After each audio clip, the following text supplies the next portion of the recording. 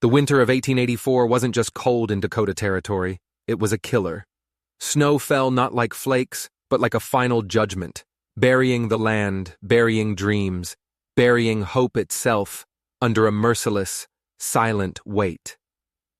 And through this frozen, God-forsaken wasteland, a young woman trudged through drifts that came up to her knees.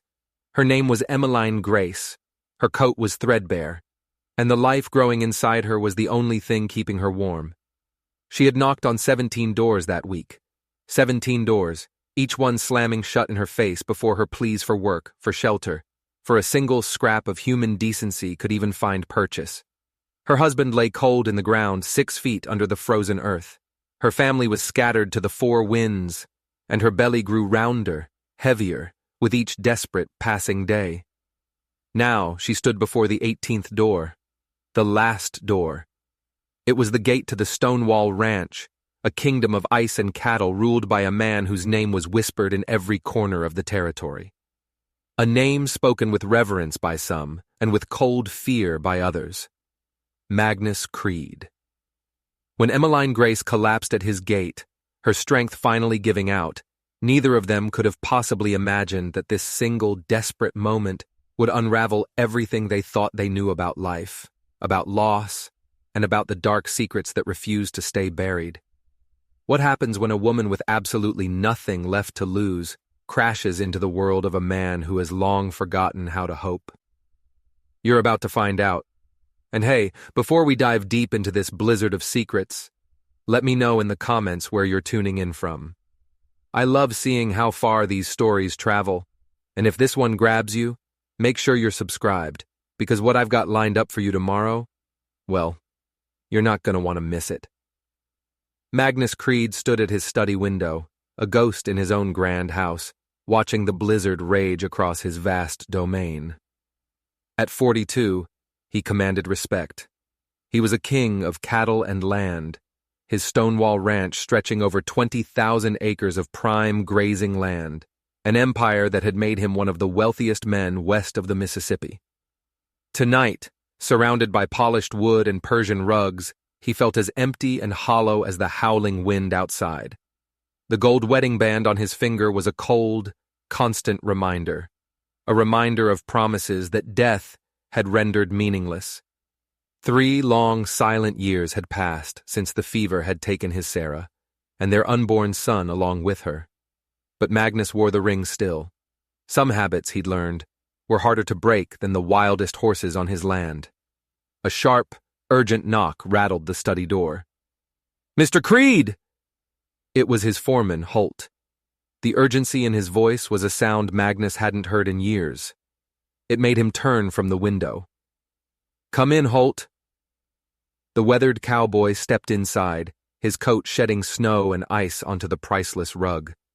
Magnus didn't even flinch. "Sir," Holt began, his voice low and serious. "We got a situation down at the front gate." Magnus's jaw tightened. "Spit it out." "There's a woman, sir, collapsed right in the snow. Looks to be with child." The words hung in the air, heavy and unwelcome. "Drunk?" Magnus asked, his voice flat. "No, sir, don't appear so.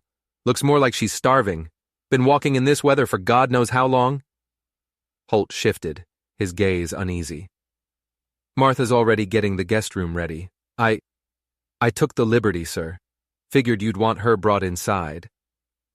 The mention of his housekeeper's presumption should have irritated Magnus. Martha had been with his family since before he was married, and she often took liberties. But this felt different. It felt like an intrusion. Still, he hesitated. Stonewall Ranch wasn't a charity. It wasn't a way station for every lost soul who wandered onto his land. "Did she say what she wants?" "Hasn't said much of anything, sir. Barely conscious when the boys found her." Holt paused, and his next words were chosen with the care of a man walking on thin ice. "She's got that look about her, Mr. Creed, the kind that says she's been through hell and just kept on walking anyway." Magnus knew that look. He saw it in his own mirror every single morning. "Bring her in," he said, the words tasting like ash. "But she's gone when the storm passes. Understood? Yes, sir. Holt turned to leave, then stopped, his hand on the doorknob. There's something else, sir. Magnus waited. She was clutching this. Holt held up a small, tightly wrapped bundle. Oilcloth, protecting something from the storm. Looks like a baby blanket, hand-knitted. Only thing she had besides the rags on her back. Something twisted in Magnus's chest. A cold, sharp pain. That blanket. It reminded him of the nursery upstairs. The room he hadn't entered in 3 years. The room that was still decorated in yellow and white. Still waiting for a child who would never, ever come home. He had ordered that room sealed shut the day after Sarah's funeral. No one was to enter. No one. He looked at the blanket Holt was holding. The pattern on it. A simple design of prairie roses stitched in pale yellow thread. It was identical. Exactly identical to the one Sarah had spent months knitting. The one that was still folded in the bottom of the cradle upstairs. His blood ran cold. It was impossible. A coincidence. It had to be. Take it to Martha, Magnus said, his voice a hoarse whisper. She'll know what to do with it. When Holt left, Magnus poured himself 3 fingers of whiskey and downed it in one go. The warmth did nothing to chase away the chill that had settled deep in his bones. The house, his fortress of solitude, felt different already. It felt violated, disrupted by the presence of a stranger who had somehow, impossibly, brought a ghost from his past and laid it right on his doorstep. He climbed the grand staircase, his steps heavy. He paused outside the guest room door. Through the crack, he could see Martha, his housekeeper, tucking blankets around the slight figure on the bed. The woman was young, her dark hair spread across the pillow like spilled ink. Even unconscious, worn down to nothing by hardship, there was a quiet strength in the line of her jaw. "How is she?" he asked, his voice softer than he intended. Martha looked up, her gray eyes filled with a compassion Magnus hadn't seen directed at anyone in this house for years. "Poor little thing is half frozen and hasn't eaten a proper meal in weeks, I'd wager. But she's strong. The baby's heartbeat is strong, too, considering." Martha smoothed the blanket, her touch gentle. "She stirred a bit when I was cleaning her up, mumbled a name." "Her name?" Magnus asked, a knot tightening in his stomach. "Emmeline," Martha said. "Emmeline Grace." The name meant nothing to him. A stranger. Just a stranger. But then Martha's eyes met his, and he saw a flicker of something he couldn't quite read. Pity? Or something else? "She'll need proper care, Mr. Creed. This isn't something that fixes itself with one hot meal and a warm bed." Magnus just nodded, unable to speak. He looked at the woman sleeping in his guest room, this Emmeline Grace, and that impossible blanket, and he felt a terrifying crack in the wall he had built around his heart. A crack that threatened to bring the whole damn thing crumbling down. "See that she has whatever she needs," he said finally, his voice rough. "But Martha, she leaves when she's well enough to travel." The housekeeper's knowing smile followed him as he retreated back to the shadows of his study. He felt like a man, standing on the edge of a cliff, the ground already starting to crumble beneath his feet. The morning light felt like a miracle. Emmeline Grace woke slowly, cocooned in layers of wool blankets, softer than anything she had felt in a lifetime. For a single, blissful moment, she thought she was in heaven. Then, a gentle flutter in her belly reminded her of the brutal truth. She was alive. And so was her child. The room was a testament to quiet wealth. A fire crackled in the stone hearth. On the nightstand, a tray held fresh bread, jam, and real butter. Luxuries from another world. A soft knock came at the door. "Come in," she called, her voice raspy. An older woman entered, her silver hair pinned neatly. Her eyes were kind but sharp, assessing Emmeline with a practiced efficiency. "Good morning, dear. I'm Martha Sullivan, the housekeeper. How are you feeling?" "Better," Emmeline managed, struggling to sit up. I don't remember much. Did Mr. Creed—" "He ordered it done," Martha said, fluffing the pillows behind her. "Though it was Holt and the boys who carried you in. You gave us all quite a scare." "I'm sorry," Emmeline whispered, ashamed. "I just needed to find one more door." "Well, you're safe now," Martha said, her expression softening.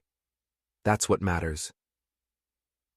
As Martha bustled about the room, Emmeline's eyes were drawn to a small, hand-knitted blanket folded neatly at the foot of the bed. The prairie rose pattern. Her heart lurched.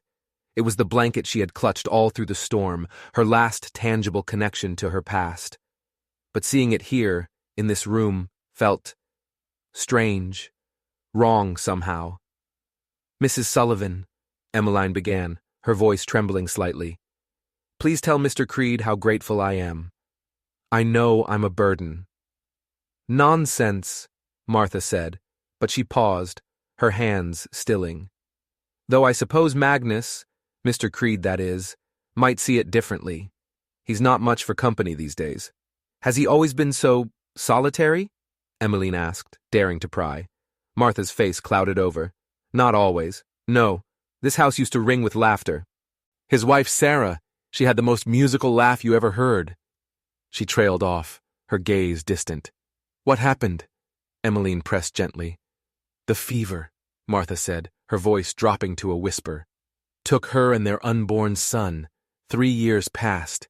It changed him, hardened him in ways that ain't natural for a man with a heart like his." Emmeline felt a pang of recognition. She knew what loss could do to a person. But Magnus Creed's story felt different, heavier. "The baby," Emmeline said quietly. "It must be difficult for him having me here." "Difficult, yes," Martha said, her eyes holding a knowing glint. "But maybe necessary too. Sometimes the good Lord puts people in our path right when we need them most, even if we're too stubborn to see it." Just then, heavy footsteps echoed in the hallway. "That'll be him now," Martha whispered, straightening her apron. "Checking on you. Been pacing the floor since dawn, pretending he's not worried." The footsteps stopped right outside the door. Emmeline held her breath. This was it. The moment she would meet the man who had saved her life. The man who owned a house full of ghosts and, impossibly, a blanket identical to her own. The door opened. Magnus Creed filled the doorway, a man carved from the harsh Dakota landscape itself. He was taller than she'd imagined, with shoulders that spoke of a life of labor, despite his obvious wealth. His dark hair was threaded with silver at the temples, and his eyes were the color of a winter storm, guarded and intense. "Mrs. Grace," he said, his voice a low rumble, "I trust Martha has seen to your needs." "More than adequately, Mr. Creed," Emmeline said, forcing herself to meet his gaze. "I can't express my gratitude." His eyes swept over her, taking in her worn nightgown, her tangled hair, her rounded belly. She saw a flicker of something in their depths. Not pity, something else. Annoyance? No. It was recognition, and it terrified her. His gaze fell to the baby blanket at the foot of the bed. His entire body went rigid. "Where?" he said, his voice dangerously quiet. "Did you get that blanket?" The question hung between them, sharp and cold as an icicle. Emmeline's hand instinctively went to the blanket, the soft wool a familiar comfort against her skin. "It was a gift," she said, her voice barely a whisper. "From my husband, before he passed." Magnus took a step into the room, then another. He moved like a predator, slow and deliberate, his eyes never leaving the simple, hand-knitted square of wool. "Your husband," he repeated, the words flat, devoid of emotion. "He made this?" "No, he bought it. From a woman in Deadwood who made such things. He said the prairie roses reminded him of my name, Emmeline Grace." She clutched it tighter. It was her only link to Thomas, to the life they were supposed to have. Magnus stopped at the foot of the bed. He didn't reach for the blanket. He just stared at it, his face a mask of stone. But Emmeline could see the muscle twitching in his jaw, the white-knuckled clench of his fists. "My wife," he said, and the name seemed to tear from his throat. "My Sarah. She designed that pattern, the prairie rose. It was her own. There were no others like it." Emmeline's blood ran cold. That's not possible. This was months ago, in Deadwood. 3 years ago, Magnus corrected, his voice like grinding stones. My wife died. She was knitting a blanket with that exact pattern for our son. The blanket is still in the cradle in the nursery upstairs, the room I haven't opened since her funeral. A thick, suffocating silence filled the room. Emmeline's mind raced, trying to make sense of the impossible. A coincidence? A copy? How could this be? I don't understand, she stammered. Neither do I, Magnus bit out. But I intend to find out. He turned his stormy gaze from the blanket to her face, and for the first time, she saw the raw grief and suspicion warring in his eyes. He looked at her not as a stranger in need, but as an omen. A walking, breathing piece of his past that had appeared from nowhere to haunt him. You can stay until the storm breaks, he said, his tone leaving no room for argument. Then you will tell me everything you know about your husband, about Deadwood, and about how you came to possess something that belonged to my wife. Before she could form a reply, a frantic shout erupted from the courtyard below. Help! It's Jake! The wire snapped! He's hurt bad! Magnus didn't hesitate. He spun on his heel and strode out of the room, his focus instantly shifting from the ghost in the guest room to the crisis on his ranch. But Emmeline barely registered his departure. She was frozen, staring at the blanket in her lap. The innocent gift from her beloved Thomas, the last piece of him she had left. It was no longer a symbol of love. It was a mark of suspicion, a mystery. And she was trapped in the middle of it, in the house of a grieving, powerful man who now believed she was somehow connected to the greatest tragedy of his life. The chaos downstairs was a welcome distraction from the storm brewing in her own mind. Emmeline could hear the commotion, the pained cries of a man, the urgent shouted orders. Without a second thought, she threw back the blankets. Her body ached, and the cold floor was a shock against her bare feet, but a force stronger than fear propelled her forward. She found a simple dress Martha had left for her and pulled it on, her fingers fumbling with the buttons. The woman in the mirror was a pale, haunted version of herself, but her eyes held a spark of a life she thought had been extinguished. The healer's spark. The one her grandmother, Nana Rose, had nurtured in her. She hurried down the grand staircase just as 2 ranch hands were helping a third man into the house.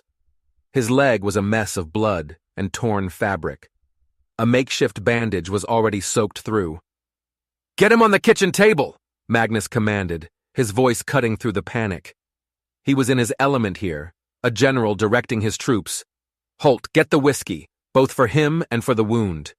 The men were about to obey when Emmeline's voice cut through the air, clear and steady. No. Whiskey will thin the blood and make the bleeding worse, and putting it on the wound will do more harm than good. Every head in the room swiveled in her direction. The men stared, dumbfounded. Magnus turned, his face a thundercloud of disbelief and irritation. Mrs. Grace, he said, his voice dangerously low. This is not your concern. Go back to your room. That man will lose his leg or his life if you don't clean and stitch that wound properly, she shot back, stepping forward. She was no longer a waif begging for shelter. She was Nana Rose's granddaughter. I can do it. A stunned silence fell over the kitchen. The injured man, Jake, groaned in pain, his face ashen. You? Magnus scoffed, a humorless, ugly sound. You're a pregnant woman on the verge of collapse. I'm pregnant, not an invalid, Emmeline said, her chin high. She walked directly to the table, her eyes assessing the wound with a practiced calm. And I know more about healing than any man in this room. My grandmother was a midwife. She taught me how to set bones, stitch wounds, and use herbs to fight infection. I've done this 100 times. She looked directly at Magnus, challenging him. You have a choice, Mr. Creed. You can let your pride cost this man his leg, or you can let me save it. The air crackled with tension. Magnus stared at her, his mind clearly reeling. This was not the desperate drifter he'd imagined. This was a woman of iron will and hidden depths. Holt, the foreman, looked from Magnus to Emmeline, then back again. "Sir," he said quietly, "the doctor's a day's ride away, and that's if he can even get through this snow. Maybe we should listen to her." Magnus's jaw worked, his pride warring with the undeniable logic of the situation. He looked at Jake, whose breathing was growing shallow, and then back at the strange, commanding woman who had invaded his home. Finally, he gave a curt, angry nod. "Fine. Do what you can. Martha, get her whatever she needs. Boiled water, clean cloth, thread, and your sharpest needle." Emmeline took control. Her voice was calm, her instructions precise. She had the men hold Jake steady while she gently cut away the torn fabric. The wound was deep, a wicked gash from snapped barbed wire that went nearly to the bone. She worked with a focused intensity that silenced the room. Her hands, though trembling slightly from her own ordeal, were steady as she cleaned the wound, her touch surprisingly gentle. Magnus watched, his arms crossed, his face unreadable. He had expected her to falter, to be overcome by the sight of the blood. She did not. When it came time to stitch the wound, she took the needle and thread from Martha, her movements efficient and sure. Stitch after stitch, she closed the gaping wound, her concentration absolute. When she was finished, she prepared a poultice from herbs she found in Martha's kitchen, yarrow to stop the bleeding, plantain to draw out infection, and bandaged the leg tightly with clean strips of linen. "Keep him warm," she instructed the men. "Make him a weak broth, nothing solid. I'll check on him again in a few hours." She finally straightened up, pushing a stray strand of hair from her forehead. She swayed slightly, the adrenaline fading, leaving her utterly exhausted. Magnus was there in an instant, his hand on her elbow, steadying her. His touch was like a brand, sending a jolt through her.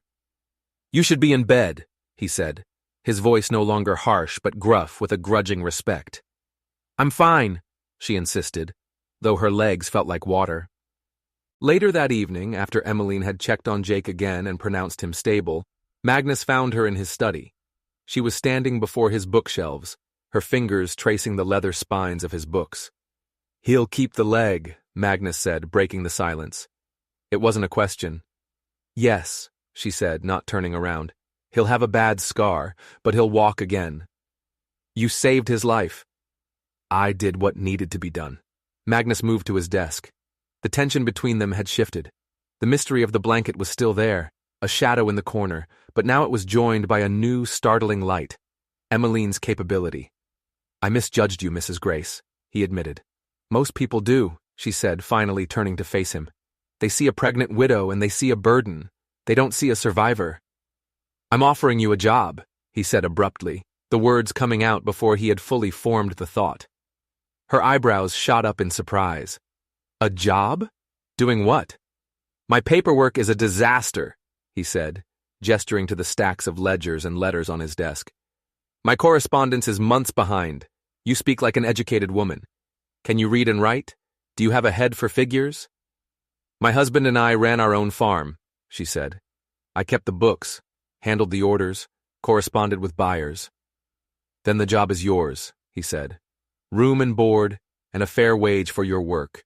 You can stay, earn your keep, until," he let the word hang in the air, "until the baby comes. Until I solve the mystery of that blanket. Until I figure out who in the hell you really are." Emmeline studied him, her dark eyes searching his face. She saw a man wrestling with himself, a man whose carefully constructed world had been thrown into chaos. "On one condition," she said. Magnus stiffened. "And what's that?" "You will treat me as your employee, Mr. Creed, not as a charity case, and not as a suspect." The challenge was clear, a truce, a business arrangement. Magnus considered her for a long moment. This woman was a puzzle, a series of contradictions. She was vulnerable, yet strong, a drifter with the skills of a doctor and the poise of a lady. "Very well, Mrs. Grace," he said, extending his hand. "We have a deal." She took his hand. Her grip was firm, her skin cool.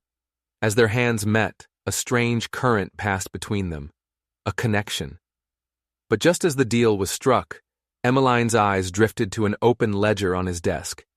It was a record of ranch expenditures from 3 years ago.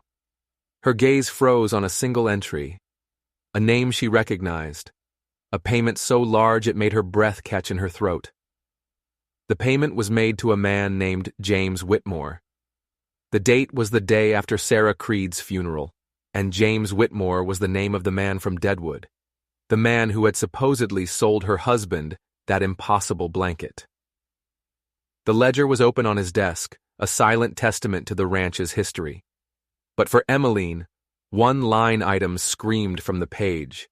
J. Whitmore, Consulting Services, $5,000, $5,000. In 1884 it was a fortune, enough to buy a dozen farms, and the date. It was seared into her memory. The day after the funeral of Magnus Creed's wife and child. Her mind reeled. The blanket, the man from Deadwood named Whitmore who sold it to her husband. And now this, a massive payment from Magnus Creed to a man with the same name. It couldn't be a coincidence. The threads were pulling together into a knot she couldn't begin to untangle. Magnus saw the look on her face, saw where her gaze was fixed. He moved swiftly, closing the ledger with a sharp snap that echoed in the silent room. "Those are private ranch records," he said, his voice once again hard as granite. "That name," Emmeline pushed, her heart pounding. "Whitmore, I know that name."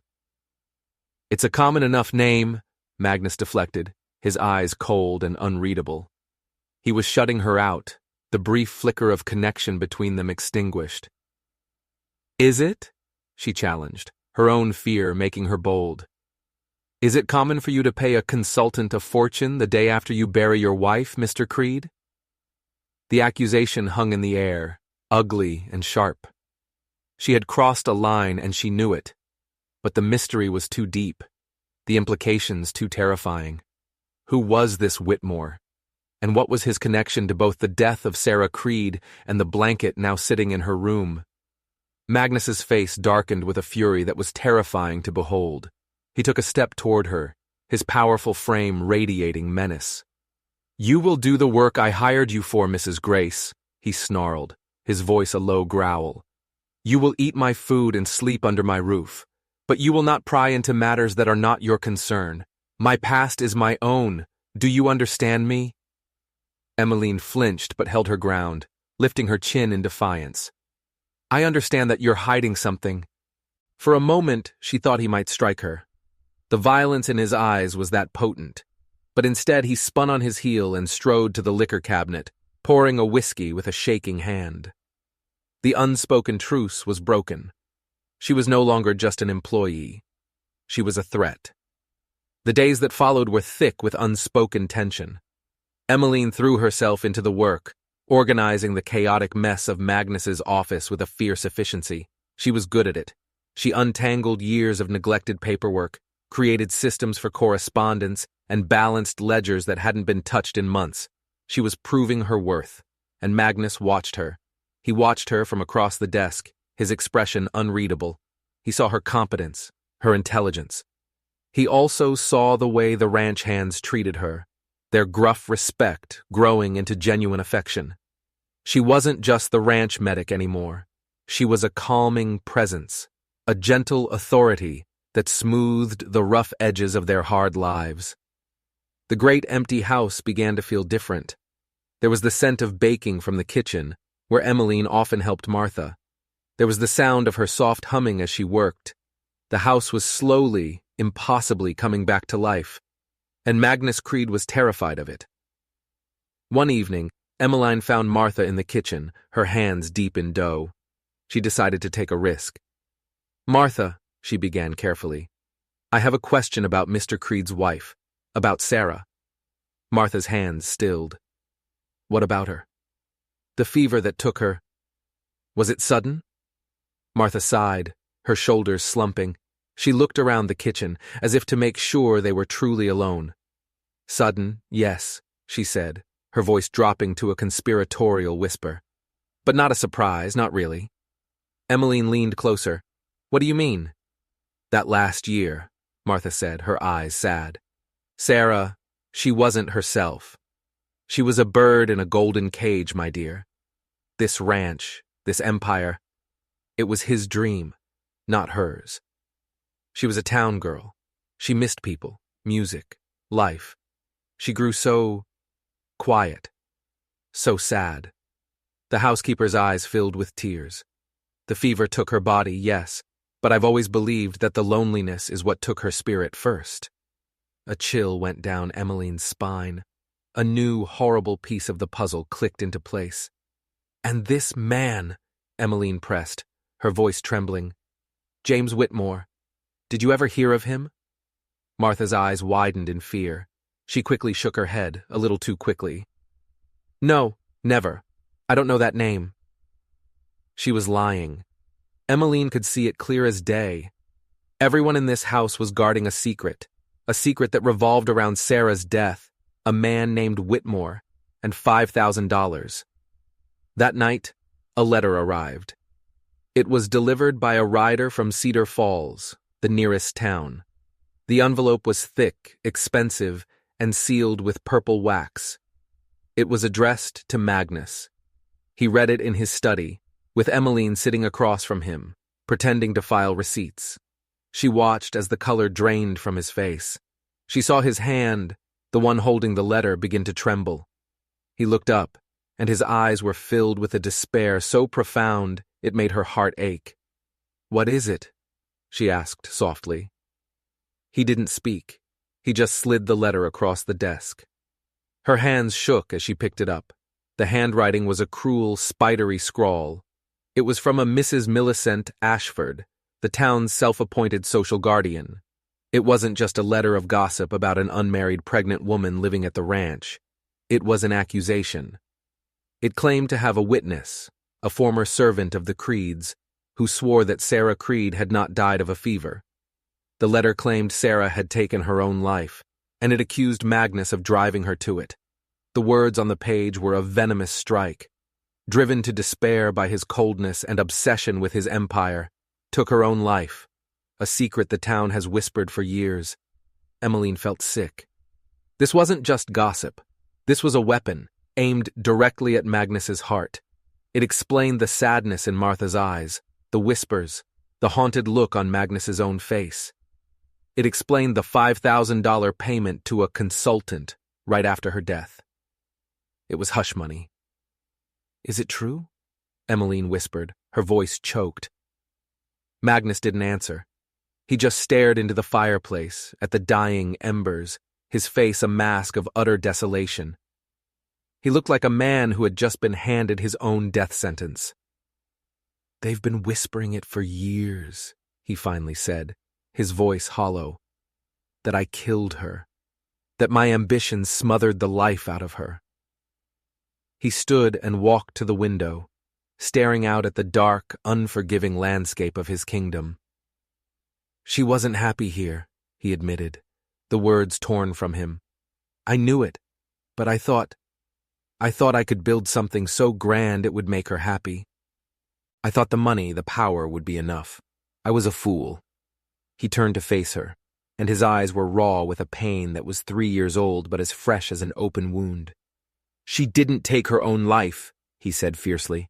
That's a lie, but the rest of it is true. I did fail her. I let her fade away right in front of my eyes. Then he did something that shattered Emmeline's heart. He confessed the final damning secret. She was leaving me, he whispered. The night the fever took hold, she had her bags packed. She was going to run. I found a letter. She said she couldn't breathe here anymore.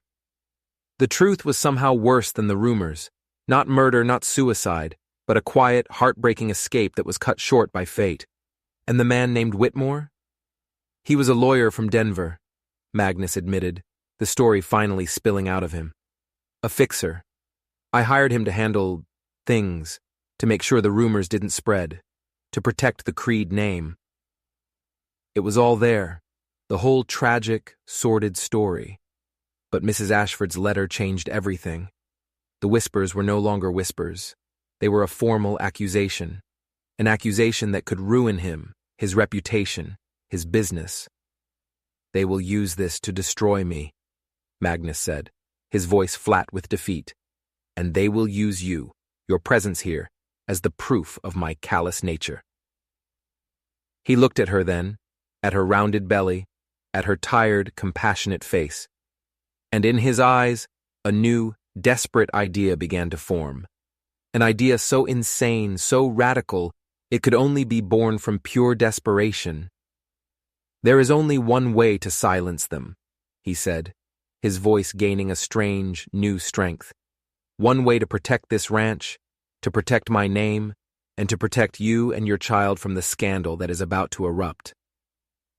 Emmeline held her breath. "Marry me," Magnus Creed said. "Become my wife. Give them a story so shocking, so unexpected, that it will bury the old one completely. A marriage of convenience, a business proposition. It's the only move we have left." The proposal was a bombshell, dropped into the wreckage of his confession. Marriage, a shield, a strategy, a lie to cover up an older, more painful truth. Emmeline stared at him, her mind struggling to process the raw, calculated desperation of his offer. Marry this broken, powerful man to save them both from ruin? It was madness. "You can't be serious," she breathed. "I have never been more serious in my life," he insisted, his eyes burning with a feverish intensity. "As a widow under my employ, you are a vulnerability, a weapon they can use against me. But as my wife, as Mrs. Magnus Creed, you would be untouchable. The child would be my heir, bearing my name. The gossip would be silenced, replaced by the scandal of a whirlwind romance. It's a perfect defense." It was a perfect defense, but it was also a life sentence. To be bound to this man, to his ghosts, to his dark, sprawling empire of grief. She looked at him, truly looked at him, and saw past the cattle baron, past the grieving widower. She saw a man drowning, and he was offering her a lifeline that was also an anchor.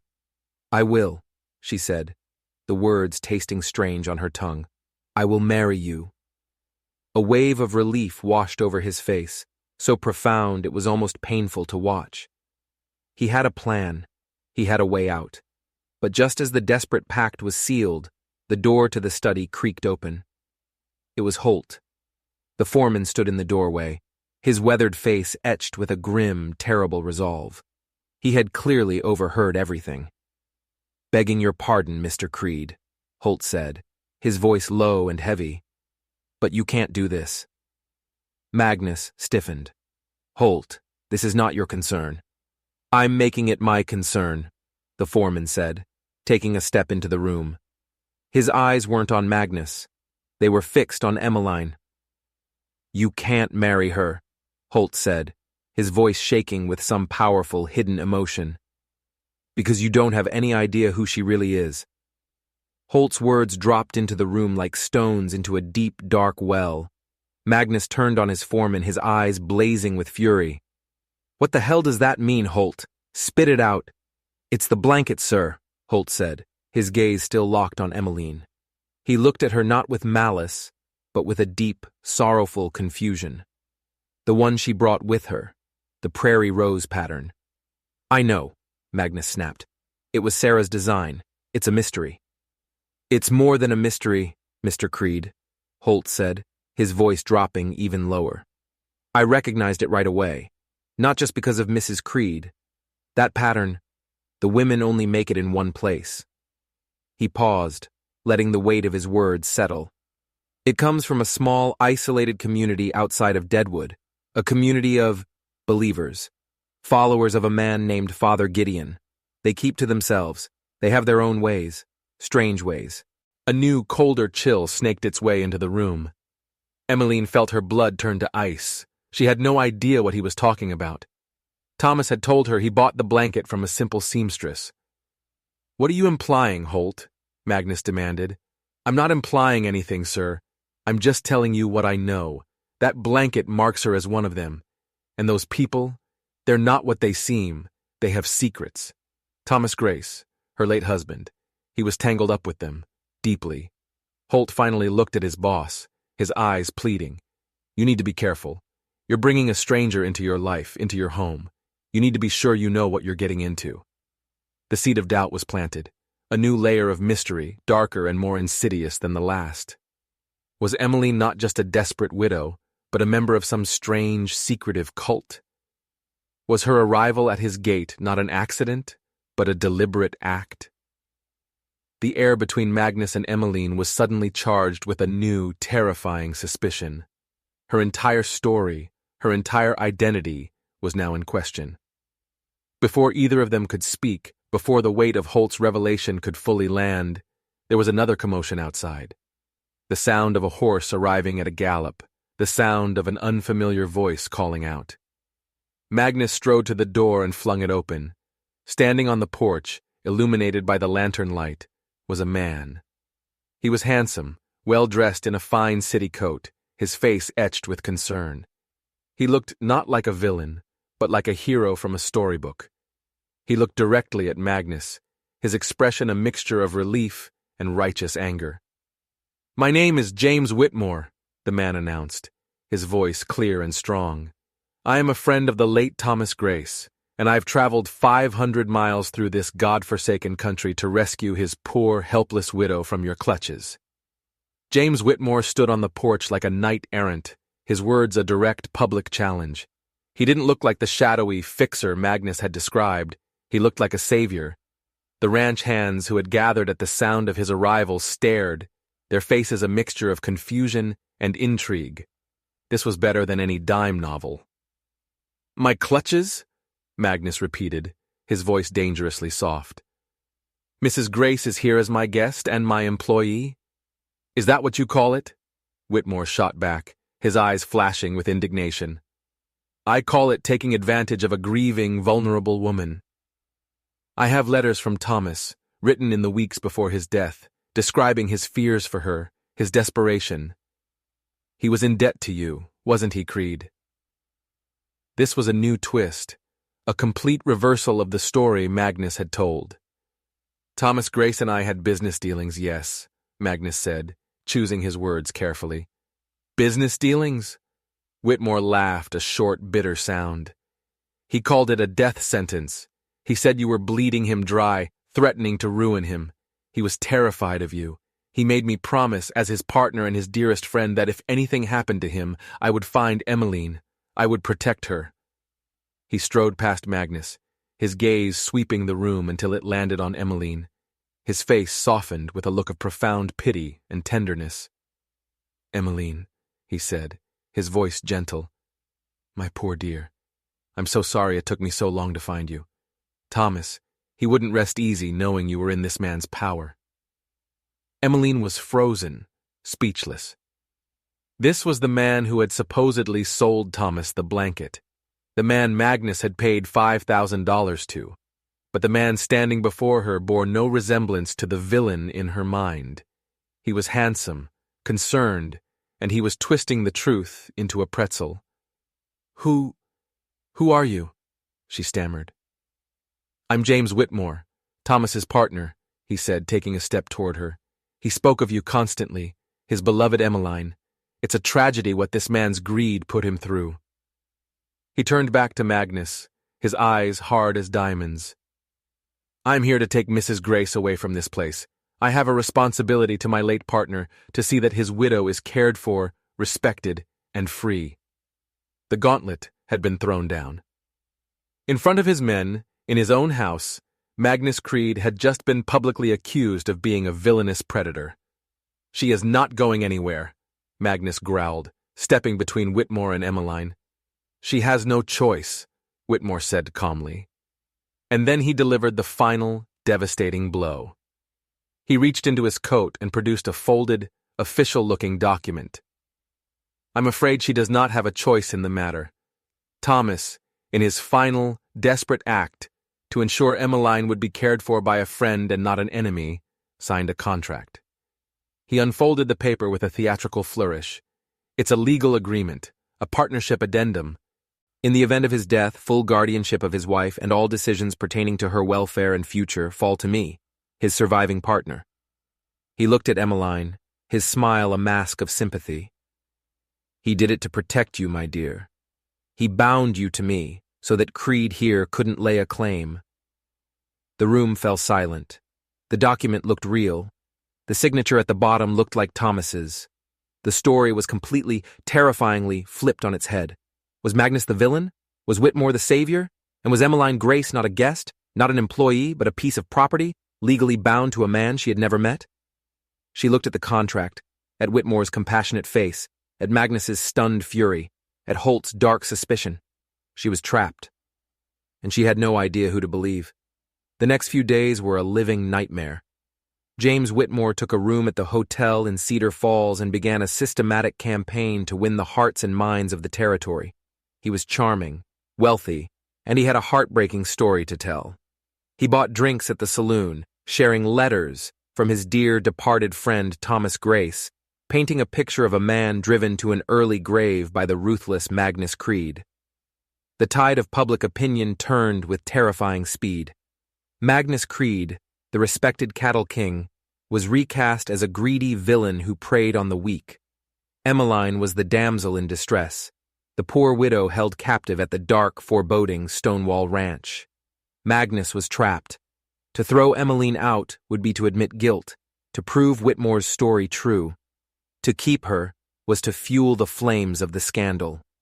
He sent a rider to Denver with a copy of the contract, seeking the opinion of the best lawyer in the territory. But it would be days, maybe weeks, before they heard back. In the meantime, Emmeline was a prisoner in the fortress that was supposed to be her sanctuary.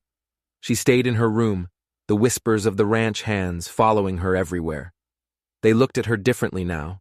Was she a victim, or was she an accomplice in some scheme they couldn't fathom? The tension in the house was a physical thing. Martha was cold and distant, her earlier warmth replaced by a wary suspicion. Holt watched Emmeline with sad, confused eyes, his warning hanging between them like a ghost. And Magnus. Magnus was a caged lion.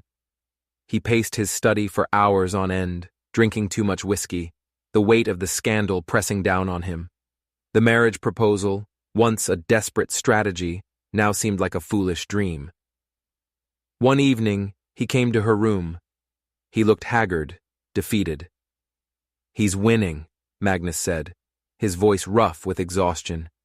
"He's turning the whole damn territory against me." "I don't understand any of this," Emmeline said, her hands pressed against her belly, where the baby kicked restlessly, sensing her distress. "Thomas never said he had a partner. He never mentioned a contract." "Men keep secrets," Magnus said bitterly, "especially when they're in trouble." The doubt was there, in his voice. The doubt Holt had planted. Was she lying? Was she part of this? And then the situation escalated from a war of words to something far more sinister. Whitmore, emboldened by his success, rode out to the ranch. But this time, he wasn't alone. He had the town sheriff with him. "Mr. Creed," the sheriff said, looking uncomfortable, "Mr. Whitmore has filed a formal complaint. He's concerned for Mrs. Grace's safety. He's demanding the right to speak with her. Alone." It was a public legal challenge. To refuse would be an admission of guilt. Magnus had no choice. He led them into the formal parlor, his face a mask of cold fury. Emmeline entered the room, her heart pounding. She faced James Whitmore, this handsome stranger who claimed to be her protector. "Emmeline," Whitmore said, his voice dripping with false concern as soon as the sheriff and Magnus were out of earshot. "You don't have to be afraid anymore. I'm here now." "What do you want?" she asked, her voice trembling. His charming facade dropped like a mask, and for the first time, she saw the cold, calculating snake underneath. "What do I want?" he hissed, his eyes glinting with a possessive fire. "I want what is mine.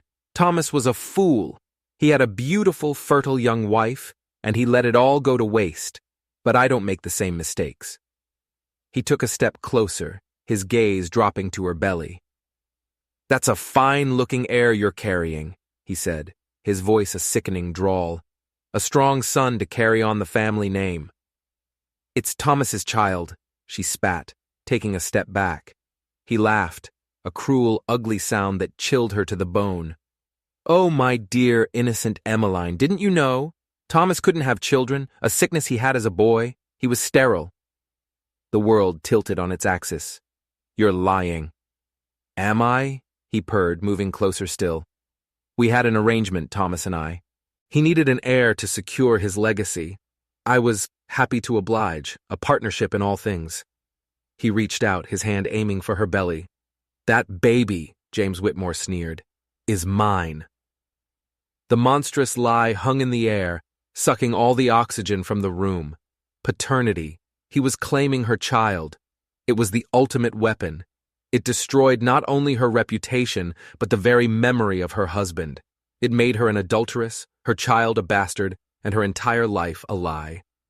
Emmeline felt a primal rage surge through her, a mother's fury that eclipsed all fear. "Get away from me," she snarled, her hand balling into a fist. Whitmore just smiled, a predator enjoying his victim's terror. "You have no proof. It's my word against a fallen woman's. Who do you think they'll believe?" He knew he had her trapped. The accusation, once spoken, could never be fully taken back. The stain would remain forever. When he left, swaggering out of the house with the sheriff, Emmeline collapsed. The world had gone gray. The whispers would now become shouts. She was ruined, utterly and completely. News of Whitmore's claim spread through the territory like a prairie fire. Now Emmeline wasn't just a possible cult member or a damsel in distress. She was a harlot, a deceitful fallen woman carrying another man's child. The Stonewall Ranch became an island, surrounded by a sea of condemnation. Supplies from town were delayed. Old business partners suddenly couldn't be reached. Magnus Creed was being systematically isolated, choked out. He found Emmeline in the nursery, the room that had once been a shrine to his grief and was now becoming a symbol of his impending ruin. She was packing, folding the tiny baby clothes into a small, pathetic bundle. "What are you doing?" he asked, his voice hollow. "I'm leaving," she said, not looking at him. Her face was pale, her eyes empty. "I'm the cause of this. If I disappear, maybe he'll leave you alone." "And go where?" he demanded. "You have no money, nowhere to go. You'll die out there."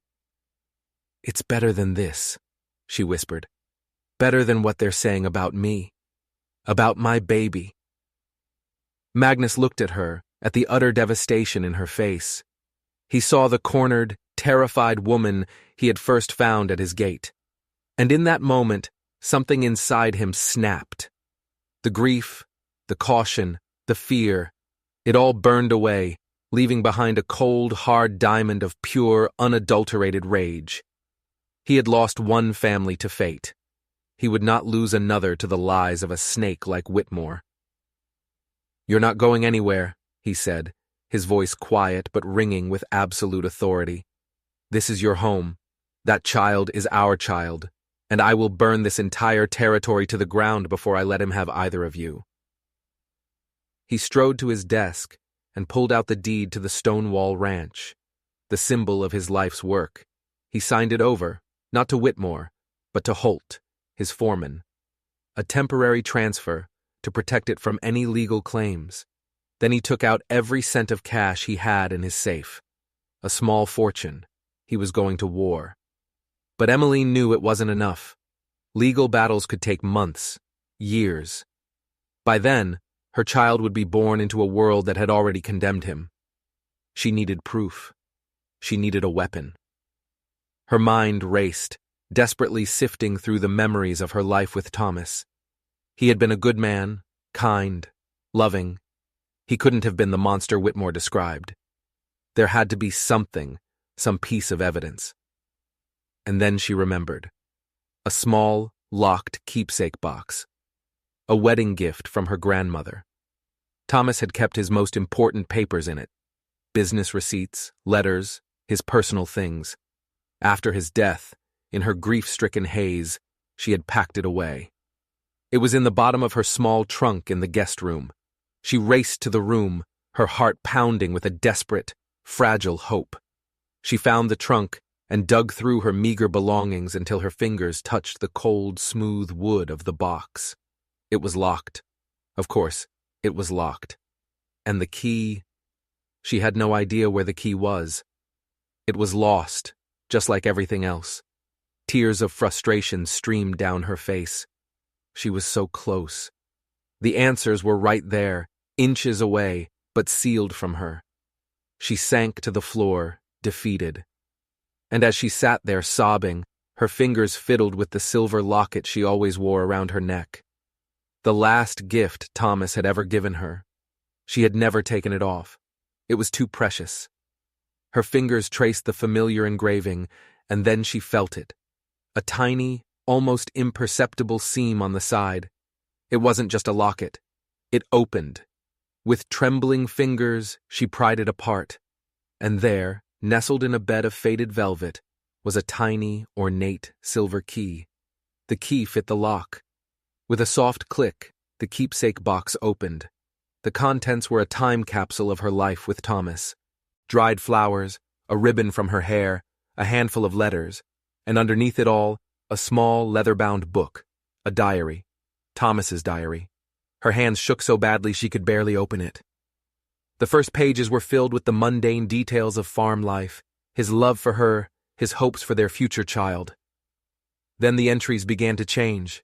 The tone grew darker, more fearful. The name appeared, Whitmore. But he wasn't a partner. He was a predator. Whitmore came again today, one entry read. He calls himself an investor, but he is a vulture. He lent me money when the crops failed, and now he owns my soul. He talks of partnership, but his eyes are full of greed. He looks at Emmeline in a way that makes my blood run cold. Emmeline's breath hitched. She read on, her eyes flying across the pages. The story that unfolded was a nightmare. Whitmore wasn't a friend. He was a loan shark, a blackmailer who had trapped Thomas in a web of debt. Then she found the entry about the contract. He brought a contract today. A monstrous thing. It makes him my partner, gives him rights over everything I own. He threatened to ruin us, to see us thrown out on the street with nothing. He said if I didn't sign, he would tell Emmeline about the other debts, the ones I've kept from her. He would break her heart. For her sake, I signed the damned thing. It felt like signing my own death warrant. But it buys us time. I have a plan. I will expose him. I have to. It was all there. The proof. The truth. Thomas hadn't betrayed her. He had been trying to protect her. She turned the page, her heart soaring with a fierce, vindicated joy. But the next entry made her blood freeze. It was the last one he ever wrote. I fear I am running out of time. Whitmore is growing impatient. If something happens to me, I have left instructions. A man I trust. An old friend from my army days. A man of honor who owes me his life. He is a foreman now at a large ranch, Holt. His name is Holt. He knows everything. He promised he would watch over her if... The entry ended there. Holt. Her mind exploded. Holt wasn't just Magnus's foreman. He was Thomas's friend. He had been watching over her all along. The suspicion in his eyes wasn't for her. It was for the situation. For the danger he knew she was in. He knew who Whitmore was from the very beginning. The pieces of the puzzle didn't just click into place. They slammed together with the force of a thunderclap. She had the truth. She had the weapon. And it was time to end this. The Cedar Falls courthouse was a tinderbox of gossip and speculation, packed to the rafters with everyone who was anyone in the territory. It was the final showdown. James Whitmore stood before the judge, a picture of calm, righteous indignation. His lawyer had just finished a stirring speech, painting Emmeline as a woman of loose morals and questionable sanity, and Magnus Creed as a desperate man trying to buy himself a wife and an heir. The contract, he argued, was her only salvation. "Your Honor," Whitmore said, his voice ringing with sincerity, "I am only here to honor my friend's last wish, to protect his widow." Then the courthouse doors swung open. Magnus Creed strode in, his face like thunder, and beside him, walking tall and proud, was Emmeline. In her hand, she clutched a small, leather-bound book. "Your Honor," Magnus's voice boomed, silencing the crowd, "we have new evidence to present." Whitmore's lawyer scoffed. More lies and desperation, no doubt. It's the diary of my late husband, Thomas Grace, Emmeline said, her voice clear and strong, resonating with the power of the truth. She laid it on the judge's bench. Whitmore went pale. For the first time, his perfect composure cracked. A forgery, he spat. A desperate, pathetic fabrication. The judge began to read. The courtroom was dead silent. As he turned the pages, his expression grew darker and more severe. The story in the diary was damning, detailed, and utterly convincing. But it was still her word, and a dead man's diary, against a living, breathing man. This is a compelling document, Mrs. Grace, the judge said slowly, but without corroboration. We have corroboration, Magnus said. He turned to the back of the courtroom. I call Holt Sullivan to the stand. Holt walked forward, his face grim. He took the oath, his eyes never leaving James Whitmore, who now looked like a cornered rat. Mr. Sullivan, Magnus said, do you know this man? I do, Holt said, his voice heavy. His name is James Whitmore, and he is a liar and a thief. A gasp went through the crowd. Explain, the judge commanded. Thomas Grace and I served together in the war, Holt began, his story unfolding with quiet, unshakable dignity. He saved my life. We were brothers. When he married Emmeline and moved out here, we kept in touch. He wrote to me about his troubles, about the man who was bleeding him dry, a man named Whitmore. He pulled a small stack of letters from his coat pocket. Thomas was afraid. He knew Whitmore was dangerous. He asked me to keep an eye on things. That's why I took the job at Stonewall. I was close by. I could watch over his Emmeline if the worst happened. He looked at Magnus. I'm sorry, sir. I should have told you everything sooner, but I made a promise to a dying friend to be careful. Holt then described seeing Whitmore threaten Thomas with his own eyes. He detailed the blackmail. He presented Thomas's letters, the signatures a perfect match to the one in the diary. The case against Whitmore was no longer a crack, it was a landslide. And one more thing, Your Honor, Holt said, delivering the final killing blow. He looked directly at Whitmore. Thomas wrote to me the week before he died. He was overjoyed, because his wife, Emmeline, had just told him she was with child. The lie about Thomas's sterility was shattered. James Whitmore lunged, a wild animal caught in a trap, screaming obscenities, trying to get at Holt. But the sheriff was on him in an instant, pinning his arms behind his back. The courtroom erupted. Justice, swift and absolute, had been served. As Whitmore was dragged away in chains, shouting threats and curses, Magnus turned to Emmeline. The whole world seemed to fade away. There was only her strength, her courage. He saw tears of relief streaming down her face. He reached out and wiped them away, his touch gentle. The nightmare was over. Let's go home, he whispered. Mrs. Creed. They didn't wait. That very afternoon, in the great room of the Stonewall Ranch, with Reverend Porter summoned from town and every ranch hand and neighbor as a witness, Magnus Creed and Emmeline Grace were to be married. The room was filled with wildflowers and the sound of relieved, happy chatter. The scandal had transformed into a legend, the story of the brave widow, the steadfast rancher, and the evil villain brought to justice. Emmeline wore a simple cream-colored dress Martha had sewn and a delicate lace veil that had been in the housekeeper's family for generations. She looked not like a desperate drifter, but like a queen. Magnus stood at the makeshift altar, his eyes never leaving her as she walked toward him. The love he felt was so powerful, so immense, it was a physical force in his chest. He had found his second chance, his miracle in the snow. The vows they spoke were not the stilted words of a marriage of convenience. They were the raw, honest promises of two souls who had walked through fire and found each other on the other side.